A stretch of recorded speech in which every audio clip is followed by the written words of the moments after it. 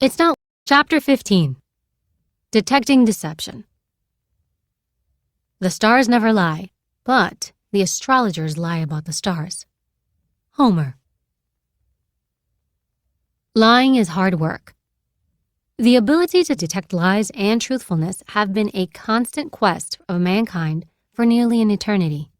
In 500 BC, for example, priests in India required any subject who was accused of a crime to enter a dark tent where a donkey was tied up and pull its tail. According to the priests, if the donkey brayed when its tail was pulled, the subject was considered a liar. If, however, the donkey remained quiet, the suspect would be deemed truthful.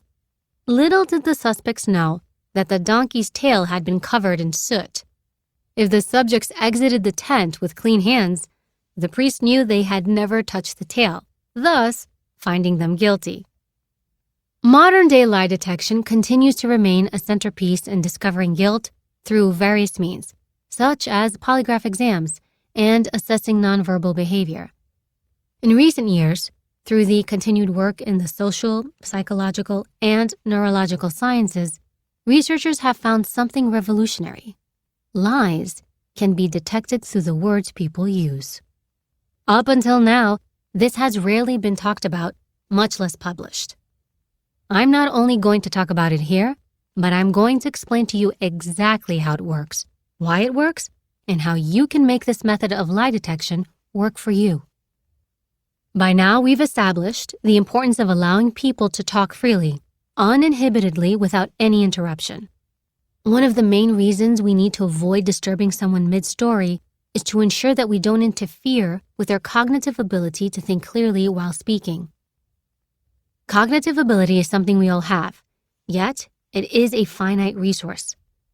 Think of a bathtub filling with water. You can add a lot of water into a bathtub, but if you put in too much, at some point it will start spilling out onto the floor. Our mind's ability to hold information is much the same way. Mental cognition is our capacity to take in and understand knowledge. We can simultaneously absorb and process a certain amount of information, but, like the bathtub, there's a limit. Once we reach information overload, our ability to process multiple pieces of information at the same time while carrying out certain kinds of tasks simultaneously diminishes. Here's an example. By the time we started first grade, most of us could recite the alphabet from beginning to end without much thought. With that in mind, I want you to take part in a little experiment that will give you a clearer understanding of what it feels like to reach cognitive overload. Stand up and recite the alphabet out loud, starting with A and ending with Z. Pretty easy, right? That's a simple cognitive task, something you know well and have likely done hundreds of times before. In your mind, it's relatively uncomplicated. On a cognitive difficulty scale of 1 to 10, with 10 being the hardest, for most people, it's about a 1 or 2. Now, I want you to do the same thing, but this time, I want you to start walking while saying your ABCs out loud. A little harder? Maybe for some people. Have you ever heard the expression, he can't walk and chew gum at the same time? Well, that's usually in reference to a clumsy person or someone who lacks good coordination. Their cognitive bathtub, in that particular scenario, is pretty shallow. Okay, for those of you who found reciting the ABCs while walking easy, let's add another step. Walk, say your ABCs out loud, and clap the whole time. Harder? Yes, but not impossible. These three things, walking, clapping, and saying your ABCs aloud, are all skills you've been independently able to do since you were a child. So although you probably don't normally combine them in your day-to-day activities, unless, of course, you're a kindergarten teacher, it's not a far stretch to put them together and perform them adequately. Cognitive difficulty scale? Maybe a 5. Now, here's where the interesting part comes into play and how it connects to detecting lies. I want you to do this exercise one more time, but this time, while walking and clapping, try saying your ABCs backward, starting with Z and ending with A. I'll wait. Harder? Yes, a lot harder. Why? It's the exact same 26-letter sequence, just in reverse order. Cognitive difficulty scale, probably an 8, 9. If you're like most people, you'll usually find yourself walking and clapping at a much slower pace or stopping altogether as you try to remember what comes before X. Our lack of performance on what seems like it should be easy is based on one thing. We learned our ABCs only in one direction, starting with A. It's a linear memory. When asked to remember it another way, we can't. Or at least we can't at the same speed as we can reciting it forward. That's cognitive overload. Your brain was so overwhelmed with trying to think about and process something new that it lost its ability to simultaneously do other things. You simply didn't have the mental bandwidth to also walk and clap while saying the alphabet backward. Now that you understand how cognitive overload works, we're going to use that understanding to decipher deception. Lying linear. When most people lie, they lie linear. They'll make up a story and then tell it in the order that it would really happen, such as, first I did this, then I did this, then I did this, and so on. It's chronological. Because lying is cognitively hard, most liars will make their lies as simple as possible. They'll try not to add in too many details in an effort to avoid having to recall so much information. They'll also try to make sure they don't say things unnecessarily, meaning that their stories sound basic without a lot of actions, emotions, or complications that usually show up in truthful stories. Take, for example, your teenage son who just came home from a Saturday night sleepover at his friend Billy's house. Being the inquisitive parent that you are, you ask him to join you at the kitchen table and tell you all about it. He begins. So after you dropped me off at 5, me and Billy went for a swim in the neighbor's pool for about an hour. After that, we went back to Billy's house and ordered pizza because we were both starving. Billy challenged me to a game of darts, so we went downstairs and played for a while, until it got boring. Then we switched to foosball. I was winning until Billy shot the foosball underneath the hot water heater and we couldn't find it. So we went back upstairs and decided we'd try and watch all the Avenger series. We rented them on Billy's mom's iTunes account. We made it halfway through Iron Man 2 before Billy wanted ice cream. We walked to the custard shop on the corner by Billy's mom's house and ate it there so it wouldn't melt on our walk home. Once we got back, we started watching Thor, Ragnarok, until we both fell asleep on the couch.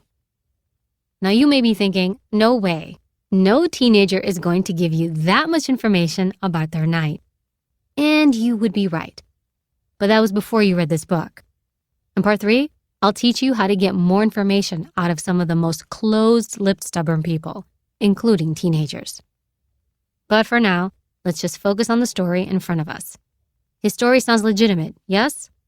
Sure, but it could also be complete bullshit. With that in mind, here are a few things you can do to see if his quiet night at Billy's house starts to unravel. Think for a moment about how you spent your day yesterday. I bet if I asked you to tell me what you did the hour before you went to sleep, you could do it. Maybe you meditated for 20 minutes, brushed and flossed your teeth, and then settled into bed for some light reading. Now, think about what you did for the hour before that. Maybe you had dinner or came home from the gym and showered. And the hour before that? The point is that even though you didn't plan to tell me about your day in reverse order, you can do it because it's a true memory. You didn't rehearse it, you just thought about what you did, and the order in which you did it came naturally to mind. When it comes to seeing if the storyteller can do the same thing, simply wait for them to finish their story without you interrupting, and then ask them to tell you again what they did right before a specific part, similar to saying the ABCs backward. Example. Question. What did you do again before you and Billy played darts? Answer. Ordered pizza. Question. What movie did you and Billy watch right before you decided to go get ice cream? Answer. Iron Man 2. If what he's telling you is true, then he will be able to answer without issue. But if not, you'll likely start seeing some fraying around the edges. He might begin to stutter and stammer while trying to recall what he told you and in what order. Pay attention as well to his nonverbal behavior. You may possibly start seeing some avoidance techniques like turning away from you, breaking eye contact, fidgeting in his chair, subtle physical changes that weren't there before. If that's the case, maybe it's time you sent him into the tent to see if the donkey brays. Spontaneous corrections. Another great way to gauge whether someone is being truthful or not is to listen for any spontaneous corrections they may make while telling you what happened. This often goes against conventional thinking. You might believe that if a person changes their story halfway through, they must be lying. Here's why that's not true. Research shows that when a person self-corrects in the middle of a story, it's more likely to be a sign of truthfulness because liars often think it's an indication that they're lying, and therefore, they'll avoid making corrections. The key here is that self-correction must be spontaneous, meaning they must do it on their own and not after you've asked them to clarify something. Using the same example as above, if midway through telling you about the games they played, your son says, "No, wait, we played foosball first, then darts." That's a spontaneous correction. What's especially interesting is that the order of the games they played doesn't impact the rest of the story, but in his mind, he's thinking back and remembering the order in which things happened. And so when that order gets out of whack, a truthful person wants to correct the detail, while a liar will not. Remember what we said about cognitive overload? When people lie, they want to simplify their lie as much as possible so as not to overwhelm themselves with details. In this case, making an unprompted correction midway through the story is cognitively hard if you're also trying to remember all the other parts of the lie. If the story is true, however, there's no cognitive overload since there's nothing fake or made up. They're merely recalling true memories, which is significantly less taxing for their cognitive capacity. That's why spontaneous corrections are so important, because they actually indicate that a person is trying to remember things truthfully. He said what? If quotations show up